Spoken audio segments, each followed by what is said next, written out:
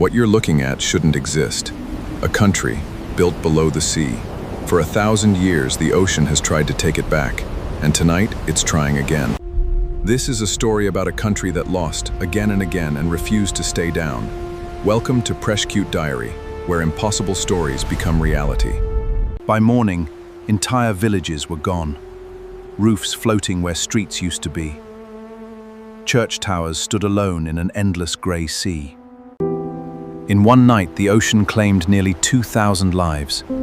One question changed the country forever. How do we make sure this never happens again? To understand what happened next, here's the strange part. Much of the Netherlands lies below sea level. Some cities sit 6 meters beneath the ocean, which raises one question. Why would they build a country here at all? The answer goes back before the flood, before the dikes, back to mud.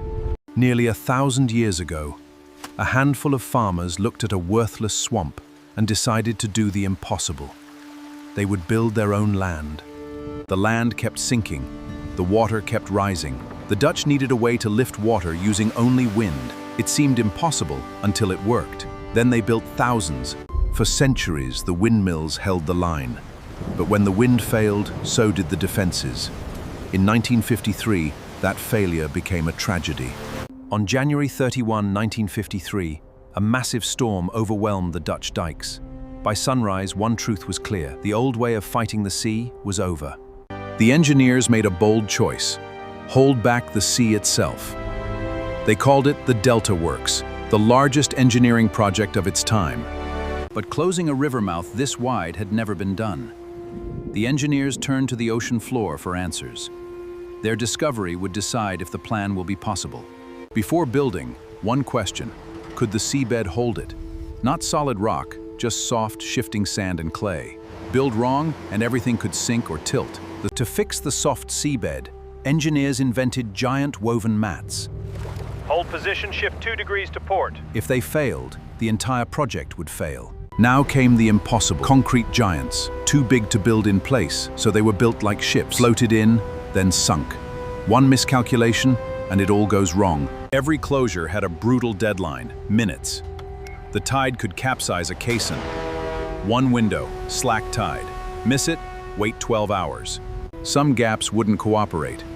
At Veersgat, the current pushed every caisson off target. 3 failures. Time was running out. The idea was simple: guide the caisson, not fight the current. Steel cables anchored on both banks. If they held, no drift. If they snapped, everything reset. Now we do it for real. This time, no room for failure. The caisson entered, cables guiding, tugboats steady. Everyone held their breath. If it failed, the gap might never close. Most dams stay closed, but one gap couldn't. Ships needed it daily.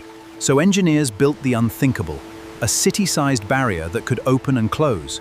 They built a shipyard just for the gates, 62 in total, each hundreds of tons, strong against storms, precise to the centimeter. No crane could do this, lifting hundreds of tons, placing it with millimeter precision. Hold it, 2 millimeters left. So engineers built one that didn't exist. Years of theory and testing led to this. Then one winter night, the storm came, and for the first time, the door would close for real. The Delta Works defeated the storms of the past, but the sea kept changing. Now, rising oceans are testing the barriers built to protect us. The Dutch didn't wait for disaster. They reimagined their coastline to adapt with nature. The most advanced solutions? They barely look like engineering. The dikes and barriers cost billions. But the real challenge is maintaining them. Every generation asks the same question: is it enough? The world took notice. From London to Jakarta, cities asked, could this work for us? The Dutch became the world's experts at fighting the sea. A new Atlantic storm is already forming. It follows the same forces that devastated the Netherlands in 1953. This time, something is waiting for it. Rotterdam's harbor never sleeps. So engineers built 2 giant floating steel arms. They close automatically without human control. Before the barriers, before the gates, there was the boldest move of all. The Dutch didn't just want to hold back a bay, they wanted to erase it. With the sea sealed off, the water inside was no longer the enemy. It was space, space that could be pumped dry and transformed into fertile farmland. A decade earlier, this was open water. Now it held towns, farms, and roads, all planned with remarkable precision. The Dutch weren't just building on land, they were creating it. From above, the transformation is undeniable. An entire province stands where the sea once ruled. Flevoland proves that engineering can redraw a nation's map. Every barrier, every dike, every gate, all of it useless if the calculations are wrong. So before anything is trusted, it has to be broken, on purpose, in a lab. Today, the barriers don't just stand guard. Embedded sensors track every movement, every strain, every second. It's not just a seawall, it's alive with data. It's 3 a.m. The storm is moving faster than forecast. One decision remains: close the barrier now, or wait and risk disaster. Closing the barrier isn't easy. Ships are still passing through. Expedite passage. Close it too soon, and millions are lost. Wait too long, and the storm takes control. In 1993 and 1995, the rivers turned against the Netherlands. Weeks of heavy rain pushed them beyond their limits. Then, 250,000 people had to evacuate. After 2 near disasters in 2 years, Dutch engineers reached a hard truth. You can't outbuild every river. So instead of raising the dikes, they made the rivers wider. If the water keeps rising, why fight it? In Rotterdam, architects chose a different solution. They built homes that float. To prepare for the future, Dutch engineers built a digital twin of their entire water system. They simulate tomorrow's disasters before they happen. The warning came from a quiet coastline. Old dunes, untouched for decades. The simulation showed they were dangerously thin. The biggest risk is often the one no one's watching. Engineers reinforced a dune that had never failed. It was a costly decision, but one meant to stop a disaster before it ever happened. For decades, the Dutch fought water from above. Then a new threat emerged below. Falling groundwater exposed ancient wooden foundations, and they began to rot. The solution seemed impossible. Put water back into the ground. Engineers carefully raised groundwater levels without causing floods. One Dutch structure stands above the rest. The largest moving object ever built. It opens every day so it can protect millions on the one day it truly matters. The Eastern Scheldt Barrier was built with a promise: protect the land without killing the sea. The tides kept flowing, and the estuary's wildlife survived. Every Dutch plan begins with one question: how fast will the sea rise? As the estimates grew, scientists saw signs that worried even the engineers. Faced with uncertainty, Dutch engineers made a bold shift. They stopped guessing the future and built a system that adapts as it unfolds. There's a scenario few engineers say out loud: a rise so extreme even the delta works can't keep up. Not from failure, but from scale. They realized the problem wasn't just the sea. So they changed the question, from surviving the ocean to slowing the force behind. Every engineer who built the delta works are gone, but their knowledge lives on, in classrooms, training grounds, and a generation that's never known life without it.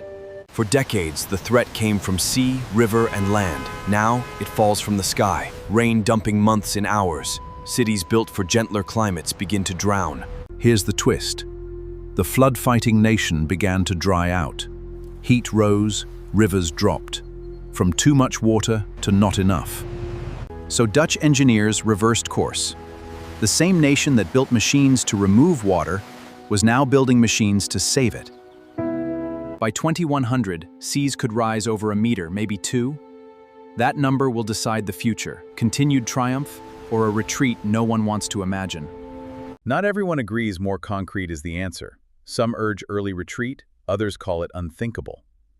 This divide might be the country's most important Every debate debate comes back to brutal math. Protecting the Dutch coast could cost hundreds of billions this century. Doing nothing could cost far more.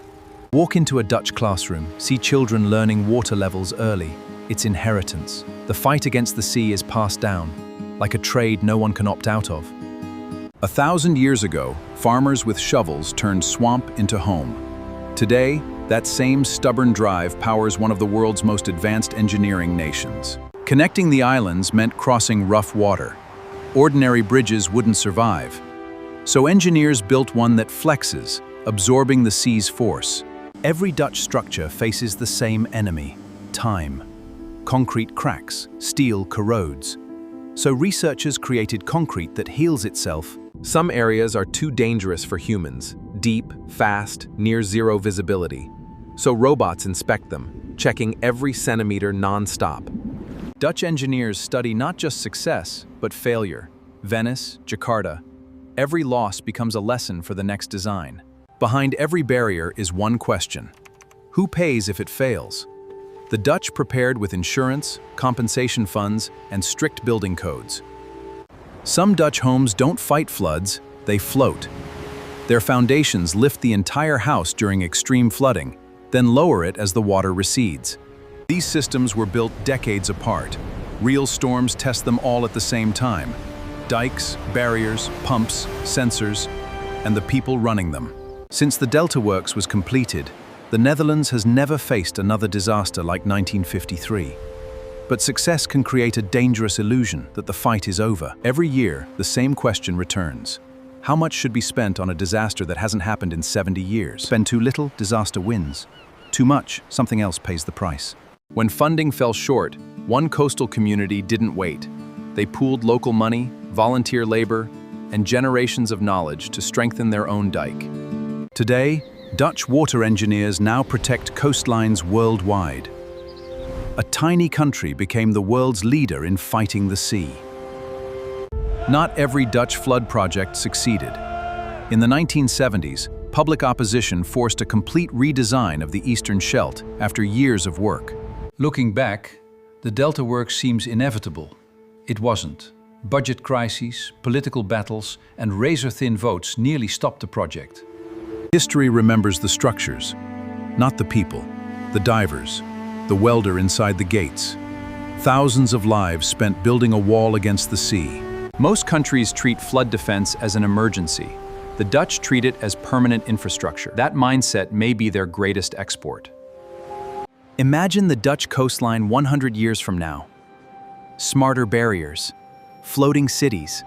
Today's generation is writing the next chapter.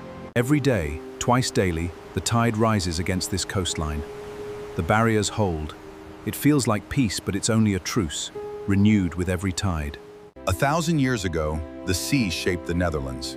Today, it's a global engineering leader. Thanks for watching. Subscribe for more extraordinary stories. This is Preshcute Diary, where history, engineering, and human achievement come to life.